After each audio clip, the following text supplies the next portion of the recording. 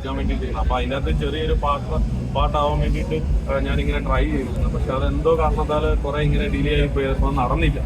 അപ്പൊ അങ്ങനെ ഈവൻ അതിന്റെ ഡിസ്കഷൻ ഇങ്ങനെ പൊക്കോണ്ടിട്ടിരുന്നപ്പോഴാണ് അവർ ആ ടീം മൊത്തത്തിൽ മാറുകയെന്നൊക്കെയും പറഞ്ഞു. അങ്ങനെ എനിക്ക് ടീം മൊത്തത്തിൽ ടേക്ക് ഓവർ ചെയ്യാനായിട്ട് വന്നു. അപ്പൊ അങ്ങനെ വന്നു കഴിഞ്ഞപ്പോൾ ഏറ്റവും ലാസ്റ്റ് കാര്യം ഇവരാദ്യം തൃശ്ശൂർ റോറെന്നും പറഞ്ഞിട്ടായിരുന്നു ആദ്യം പിന്നെ പേരിട്ടിരുന്നത്. അത് കഴിഞ്ഞപ്പോൾ എല്ലാ കാര്യങ്ങളും ഇവർ മാറ്റി. ഇങ്ങനെയാണ് തൃശ്ശൂർ മാജിക് FC ഉള്ള പേരിലേക്ക് വന്നത്. ഇന്ന് പോലെ നിവിൻ പോളി നമ്മുടെ കൂടെ പാർട്ണറായിട്ട് ചേർന്നു. അപ്പോൾ നിവിൻ പോളിയും എൻ്റെ കൂടെ ടീമിന്റെ സഹ ഉടമയാണ്.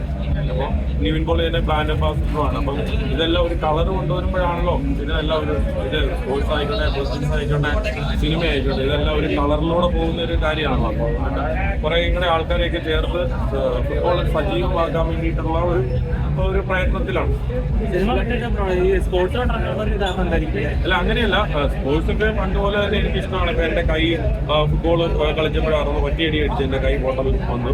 എന്റെ മുട്ടിന്റെ ചേർത്ത രക്ഷിച്ചിട്ടുണ്ടായിരുന്നു. അപ്പൊ അതെല്ലാം ഫുട്ബോൾ കളിച്ചപ്പോഴാണ്. പിന്നെ എന്റെ അനുജൻ ജസ്റ്റിനാണ് അതിനൊരു റീസൺ. എന്റെ അനിയൻ സന്തോഷ് ട്രോഫിയുടെ പ്ലെയർ ആയിരുന്നു.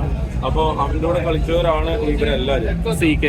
അപ്പൊ മുംബൈ FC, സന്തോഷ് ട്രോഫി, മോഹൻ ബഗാന്, ചെന്നൈ FC, ഇങ്ങനെ എല്ലാ ഇതും കളിച്ചതാണ്. അപ്പൊ അതിന്റെ ഒരു ഭാഗമായിട്ട് അദ്ദേഹം കൂടെ ഇതിനകത്ത് ഇൻവോൾവ്മെന്റ് ഉണ്ട്. അപ്പൊ ആൾക്കും ഭയങ്കര ഇൻട്രസ്റ്റ് ആണ്. അപ്പൊ ആള് ഫുട്ബോൾ കളിയെല്ലാം നിർത്തി ആളുകൂടെ വളരെ ഇൻട്രസ്റ്റ് ആയതുകൊണ്ട് ഇപ്പൊ സുഷാൻ മാത്യു എന്ന് പറഞ്ഞ ആളുണ്ട്, ഞാൻ ബ്ലാസ്റ്റേഴ്സിനോട് കളിച്ചു. അപ്പൊ ആള് അനീജാരെല്ലാം ഒരുമിച്ച് കളിക്കുന്നുണ്ട്. അപ്പൊ അവരൊക്കെ കൂടിയാണ് ഈ ടീം നോക്കി നടന്നത്. ഇതിനെപ്പറ്റി രാജുവിനോട് സംസാരിച്ചായിരുന്നോ?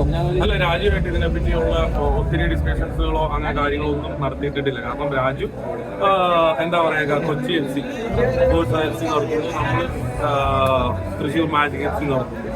ഇത് കളത്തിലാണല്ലോ മുട്ടുക. പിന്നെ ഇതെല്ലാം ഒരു സ്പോർട്സ് ആസ്പെക്റ്റോട് കൂടി എടുക്കുക എന്നുള്ളതാണല്ലോ. ഇതെല്ലാം ഒരു ഫണ്ണാണല്ലോ. ഇതെല്ലാം ഒരു 2 മാസത്തെ ഒരു പരിപാടിയാണ് ഇത്. ആക്ച്വലി എന്താ പറയുക, പ്രാക്ടീസോടെ കൂടിയിട്ട് 3 മാസത്തെ പരിപാടിയാണ് ടോട്ടൽ ആയിട്ടുള്ളത്.